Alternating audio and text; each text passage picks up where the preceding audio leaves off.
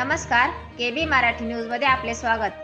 आज दिनांक 28/8/2025 रोजीपासून मागील 22 दिवसापासून बेमुदत उपोषण चालू आहे। मी पंढरी बालू पवार जिल्हा अध्यक्ष असून गेल्या काही दिवसांपासून विभागीय आयुक्तालयासमोर बसलेलो आहे, पण गेल्या 22 दिवसापासून विभागीय आयुक्तालयांनी कोणतीही कारवाई केलेली नाही। आज पूर्ण 22 दिवस झाले आहे। आज दिनांक 28/8/2025 रोजी भेटण्यासाठी जाणार होतो, पण पावसाने पूर्णपणे बंद केलेले आहे। तुम्ही पाहू शकता की मंडपामध्ये पावसामध्ये कसे उपोषणकर्ते लोक बसलेले आहेत।